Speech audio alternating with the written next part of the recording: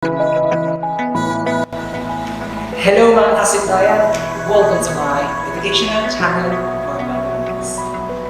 At kung kayo'y naghahanap ng video na makakatulong sa inyo sa mga topics ng mathematics na nabasa na inyo sa inyong screen,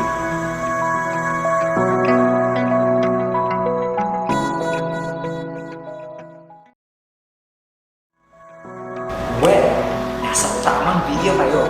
Pero bago ang lahat, pakiclick muna yung subscribe button sa baba ng video na ito. At kung hindi nyo lang nagawa, let me show you the quadratic process in 3, 2, 1. Let's go!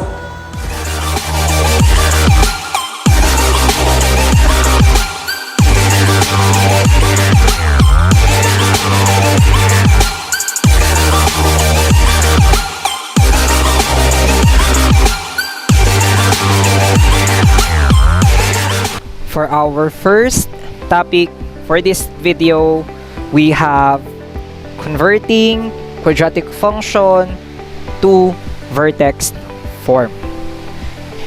So meron tayo ditong dalawang examples na quadratic function and ang goal natin i-convert ito sa vertex form. So paano nga ba natin mako-convert yung quadratic function into a vertex form?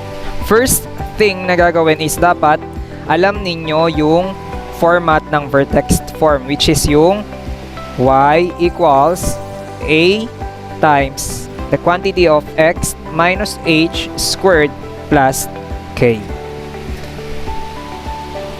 Then after nyon, dapat ma-recall nyo din yung formula for h. So yung h kasi natin, i-compute pa rin natin siya, which is yung negative b over 2a. And then ganun din yung k. So solve pa rin natin siya. So ang formula for k, we have 4ac minus b squared over 4a. Now, kung alam nyo na yung tatlong facts na to ng vertex form, which is yung pinaka-vertex form, yung y equals a times the quantity of x minus h raised to 2 plus k, then yung mga formula na nagko-compute kay h and k, then makakapag-convert na tayo ng given quadratic function na nandito, which is yung x squared plus 6x plus 11 and yung 2x squared minus 12x plus 14 into a vertex form. So ang next na gagawin right after nyong malaman tong facts na to for the vertex form is i-identify yung value ng a, b, and c. So for the first example, ang value ng a dito is 1. Then yung b dito is 6. Then yung c dito we have 11. Then after nun, kunin agad natin yung value ni h at saka ni k bago tayo mag-proceed sa pinaka format ng vertex form. So ang value ng h, negative b over 2a. So h equals value ng b, we have 6. So negative 6 over 2 times 1. So negative 6, copy lang natin, then multiply natin yung nasa denominator. So 2 times 1, we have 2. Now, negative 6 divided by 2, we have negative 3 na value ni h. Kk naman. So we have 4ac minus b squared over 4a. So 4 times value ni a, we have 1. Value ni c, we have 11. Minus mo sa value ni b na in-squared. So we have 6 raised to 2 over 4 times 1. So 4 times 1 times 11, we have 44. Minus 36 over 4a.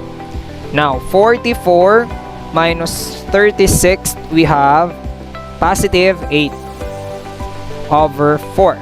Now, 8 divided by 4, we have 2 na value ni k. And then, proceed tayo sa pinaka-format ng vertex form. Yung y equals value ng a, which is 1, times x minus, anong value ng h? We have negative 3. Raised to 2 plus value ng k, we have Then, isimplify yung mga sign. So, magkakaroon tayo dito ng y equals 1 times the quantity of x plus 3 raised to 2 plus 2. Or, pwede nyo na rin hindi indicate si 1. So, magkakaroon tayo ng y equals x plus 3 raised to 2 plus 2 for the vertex form of quadratic function x squared plus 6x plus 11. So, proceed na tayo sa ating second example. So, we have 2x squared minus 12x plus 14. So, ang first thing na gagawin, kailangan alam nyo yung 3 facts ng vertex form, which is itong part na to. Yung formula para mahanap yung value ni h, yung formula na para naman kay k. Ang una natin gagawin, identify the value of a. So, ang a dito is 2. Ang b naman dito, negative 12. And then, yung c dito, we have 14. Una natin nga hanapin na value is yung kh. So, h equals negative b. So, we have negative, then negative 12, which is the value of b over 2 times 2 equals. So, negative times negative, we have positive 12 over 2 times 2, we have 4. Now, 12 divided by 4, we have positive 3. Now, proceed tayo kay k. So, yung value ni k, makakompute by the formula of 4ac minus b squared over 4a. So, 4 times a, which is 2, times c, which is 14, minus ng naka-squared na b. So, negative 12 squared over 4 times 2. Now, 4 times 2, we have 8.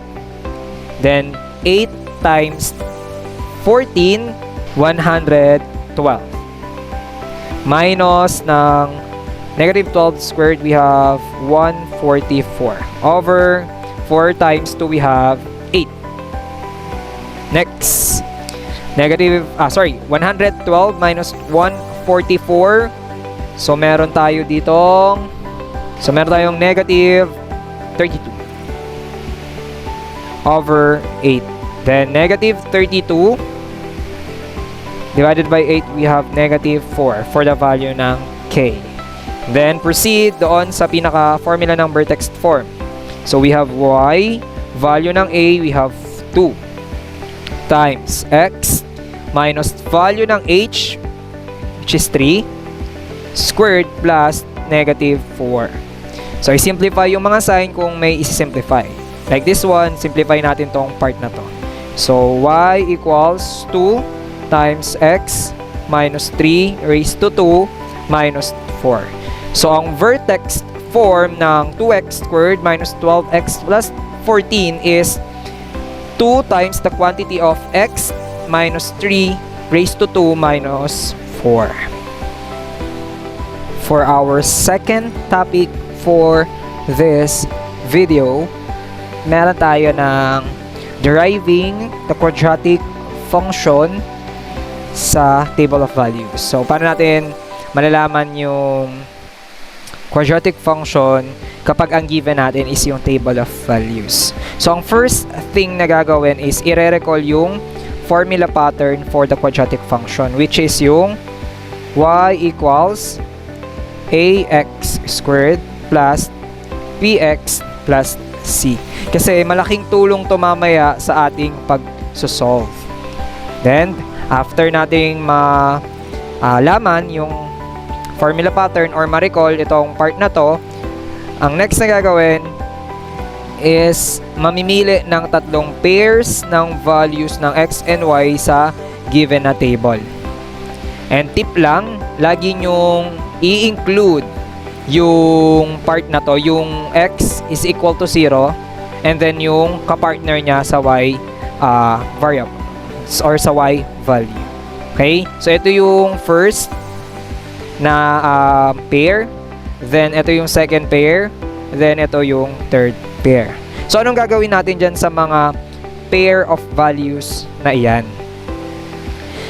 So, ang gagawin dyan, isa-substitute sila isa-isa dito sa ating formula pattern. Okay? Kung mapapansin ninyo, when x is negative 1, ang value ng y is 0. When x is 0, yung value ng y natin, 2. And when x is 1, ang value ng y natin is 6. So, pwede natin yung magamit dito sa ating formula pattern. So, unahin na natin itong nasa middle one, which is yung 0 at saka yung 2. When x is 0, papalitan mo lahat ng variable na x dito ng 0. And then, yung y na nandito, papalitan mo ng 2. So, magkakaroon tayo dito ng 2 equals a. Then, yung 0 raised to 2 plus b times 0 plus c.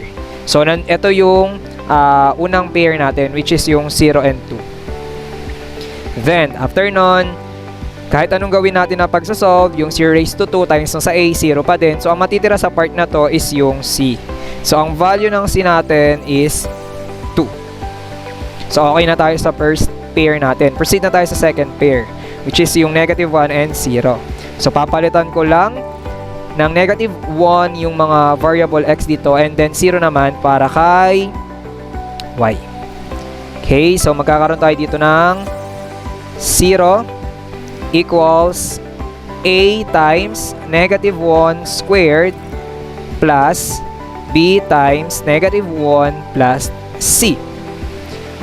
So, copy lang natin yung 0 since wala naman tayong isi-simplify sa left side. So, a times negative 1 squared, we have a pa rin. Then, b times negative 1, we have negative b. Then, copy yung plus c. So, ito na yung isa nating equation. Next, yung third pair naman. So, we have 6 equals a times 1 squared plus b times 1 plus c. Simplify lang natin yung nasa right side. So, 6, copy lang. So, magiging a plus b then plus c. So, ito naman yung para sa ating third na pair ng ordered pair. Then, after nun, isa-substitute natin yung value ng c dito sa dalawang equation na nakuha natin. So, magkakaroon tayo dito ng 0 equals a minus b. Then, yung value ng c is 2 plus 2. Then, dito rin. So, 6 equals a plus b plus 2. So, yun yung reason kung bakit na lagi nyong i-include yung value ng x na 0 and then yung partner niya sa may y variable. Para makapag-solve agad tayo ng value ng isang variable, which is yung c. Yun yung masolve agad natin. So, secured na tayo for the value ng c. So, ang hahanapin na lang natin dito yung value ng a at saka ng b para ma-substitute natin dito sa given na quadratic function na formula pattern natin. So, using the additive inverse or yung addition property of equality, itong positive 2 malilipat sa part na to. Then, ito rin. So, ang matitira na lang sa both equations na sa right side is yung a plus b dito, and then dito naman is yung a minus b. So, from positive 2, pag tinransfer dito, magkakaroon ng negative 2. Dito naman, magkakaroon tayo ng 6 minus 2. So, simplify muna natin yung nasa left side. 6 minus 2, we have 4 equals a plus b. Then, after nyong makuha yung part na to, or after nyong ma-encounter itong part na to, gagamit lang tayo dito ng elimination method or yung pwede ring substitution method. Any of the two mag-work naman and makukuha nyo yung values ng a at saka b. But, mas mabilis natin makukuha yung value ng a tsaka ng b kapag ginamitan to ng elimination method. So, ang gagawin nyo lang, i-list down nyo sila ng vertically. So, we have 4 equals a plus b, and then itong part na to, we have negative 2 equals a minus b. So, ang goal natin, kailangan meron tayong ma-eliminate na isang variable. So, kung titingnan natin yung dalawang equations, kapag in-add natin to para makapag-eliminate na isang variable, syempre ang operation is addition. So, itong positive b, pag in-add mo sa negative b, magkakaroon tayo ng 0 as answer. So, maka-cancel out siya. Kakancel out na natin to. And then, pag inad natin yung A sa A, magkakaroon tayo ng 2A.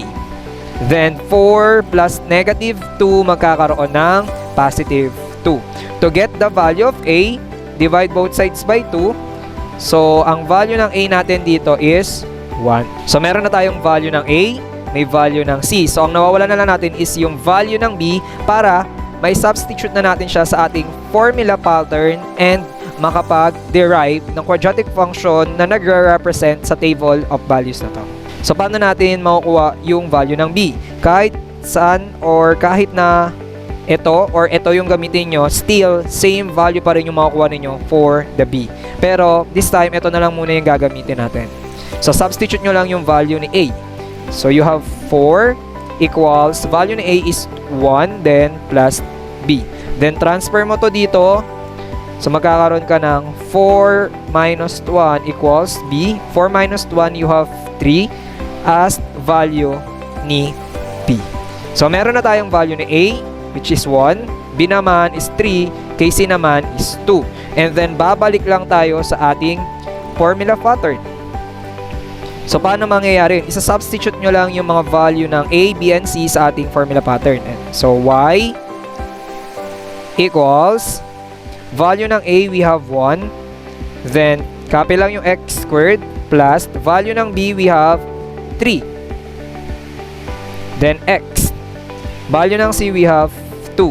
So, pwede nyo nang hindi i-indicate yung value na 1 dito sa unahan. So, magkakaroon tayo ng Y equals x squared plus 3x plus 2 na quadratic function na nagre-represent sa table of values na ito. So, ganun lang kumuha ng quadratic function kapag ang given natin ay table of values. For our last topic for this video, we have graphing of quadratic function in Cartesian coordinate system and determining the vertex, opening up the graph, axis of symmetry, x and y intercepts, table of values, and lastly, the domain in range.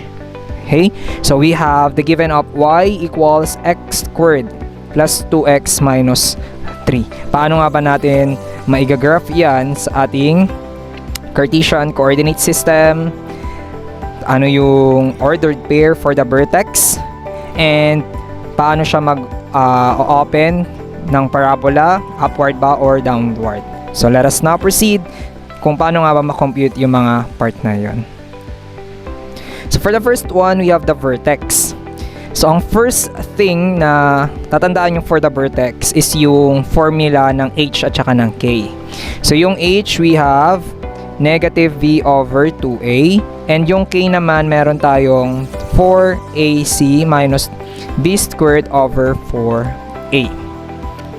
Then after nyong ma-recall yung formula ng h and k, i-identify nyo na yung value ng a, b, and c sa given quadratic function. So ang value ng a dito sa y equals x squared plus 2x minus 3 is 1. Yung b naman, we have positive 2. And yung c, we have negative 3. Then after nun, isa-substitute sa h at saka k para makuha na natin yung value or yung ordered pair para sa ating vertex, yung pinakagitna ng ating parabola.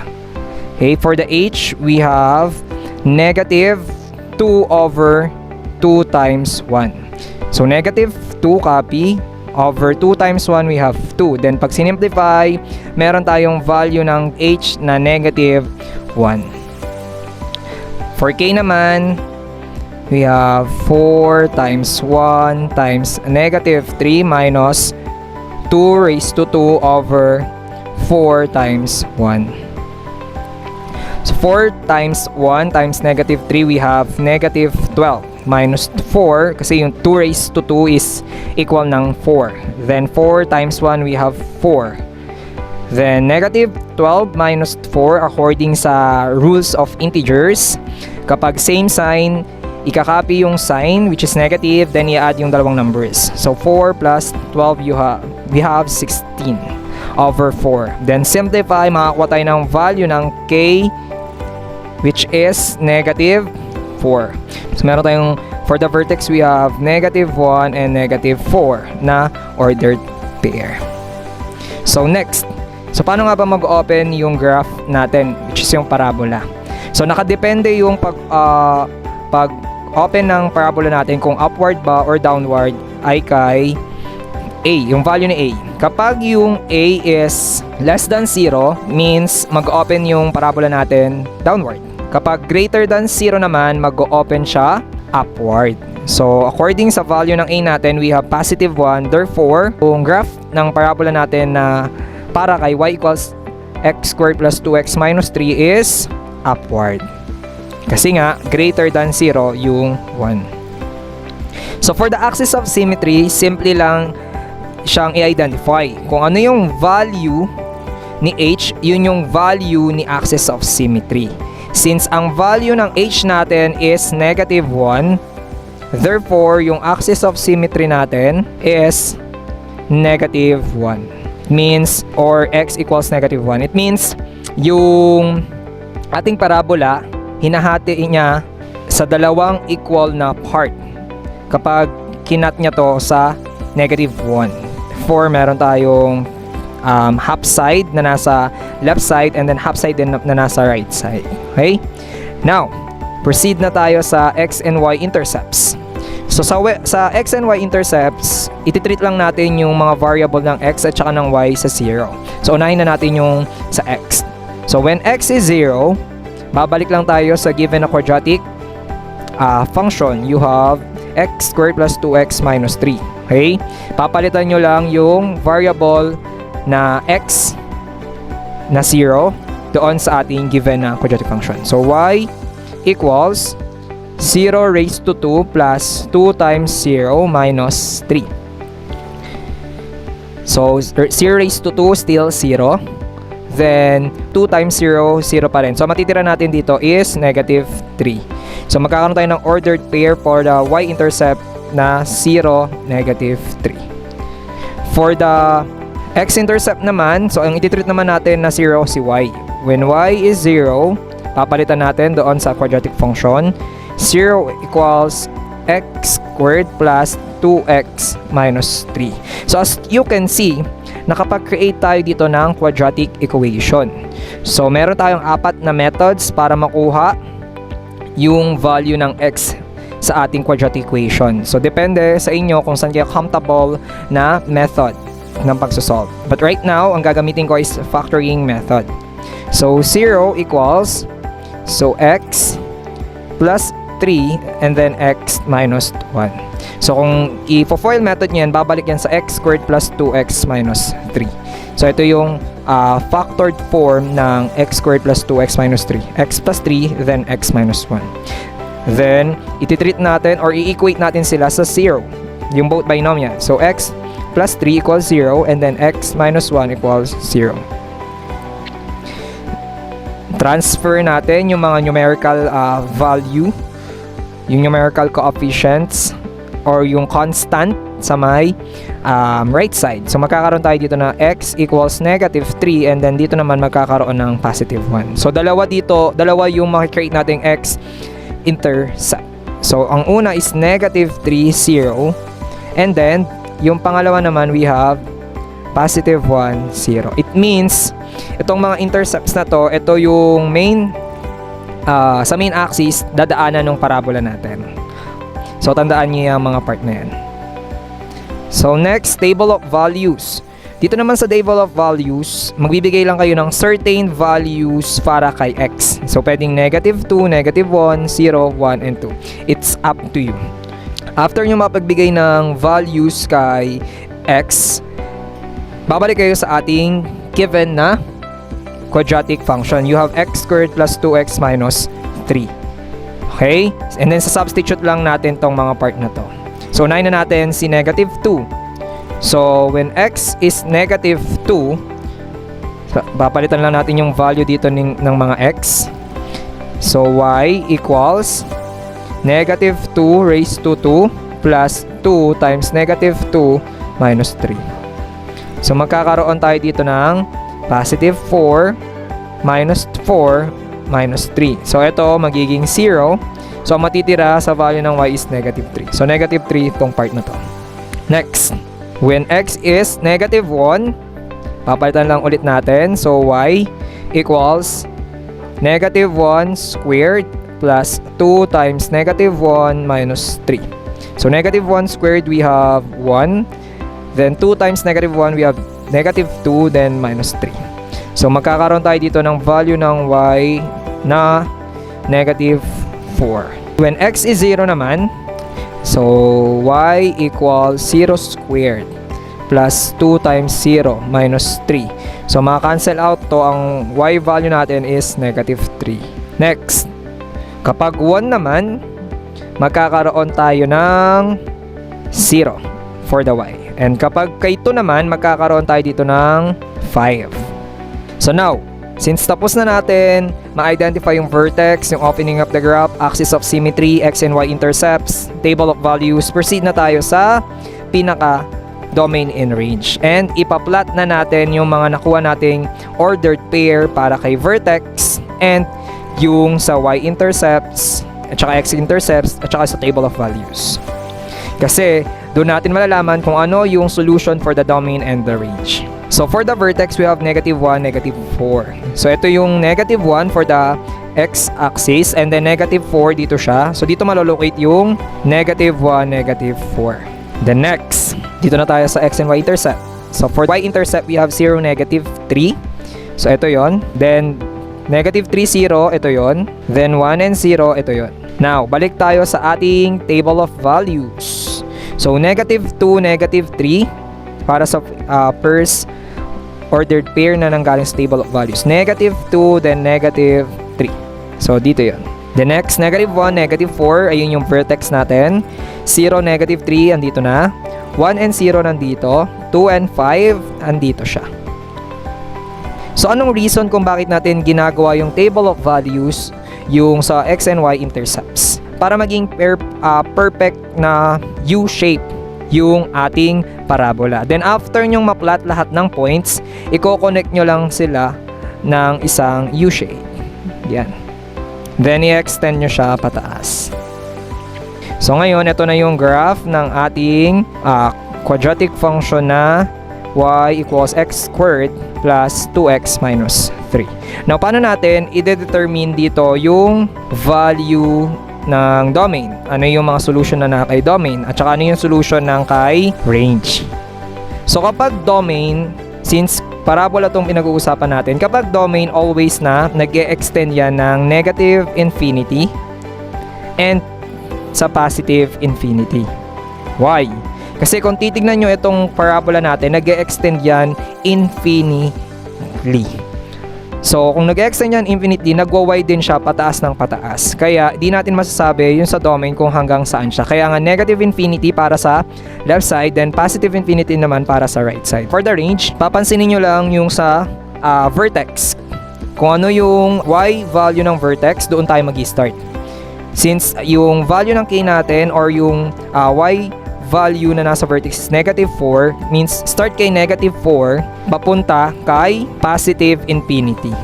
Si negative 4, dito yon, and then papataas siya. Kasi nga, upward yung graph natin. And that's all for graphing quadratic function sa Cartesian coordinate system and identifying the vertex, opening of the graph, x and y intercepts, table of values, domain, range, and yung axis of symmetry. At dito na muna nagtatapos ang ating educational video sa mga topic ng mathematics na